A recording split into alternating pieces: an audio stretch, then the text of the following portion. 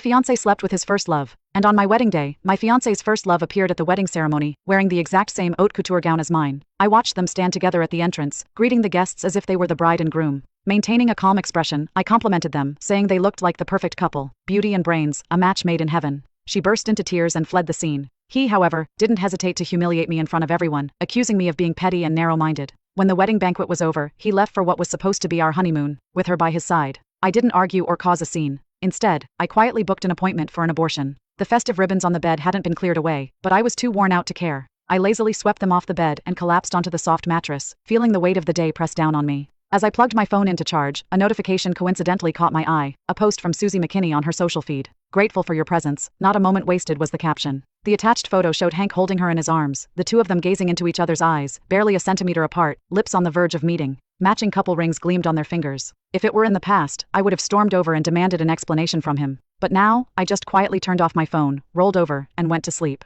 The following days passed in silence. I didn't receive a single message from Hank. Instead, my feed was constantly flooded with Susie's updates, photos of them kissing, shopping, laughing together, as if flaunting their happiness for the world to see. I didn't react, didn't feel anger or sadness. Instead, I contacted a lawyer and began preparing for a divorce. Hank Dawson and I had been together for 8 years, since our university days. Although we had only recently hosted our wedding ceremony, in actuality, we had sealed our marriage legally right after graduation. It was a quiet, impulsive moment, no ceremony, no bridal gifts, no jewelry, just the reckless passion of two young lovers. But now, that passion had long since faded, leaving behind nothing but a mess to clean up. Nearly 2 weeks later, I was sitting at home, reviewing the draft my lawyer had prepared for the divorce. The house was quiet, but suddenly, the sound of a key turning in the lock broke the silence. I looked up, and there they were, Hank walking in hand with Susie. Our eyes met, and I saw a flicker of awkwardness flash across his face. He quickly let go of her hand, his voice strained as he tried to explain. "How many times do I have to tell you? There's nothing between me and Susie." I cut him off mid-sentence, tired of the same old lie. "You and her are just like brother and sister." "Yes, I know."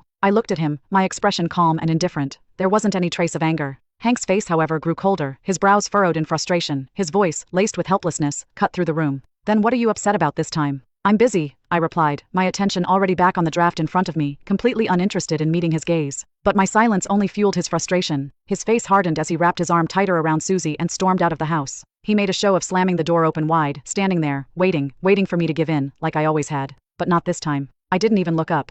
With a final angry slam, he shut the door behind him. It wasn't long after they left that my parents called, asking me to come over for dinner. I agreed. When I arrived at their place, who do I run into at the door but Hank? He looked at me, something like guilt flickering across his face before he smoothed it over with a forced calm. "Are we going in together?"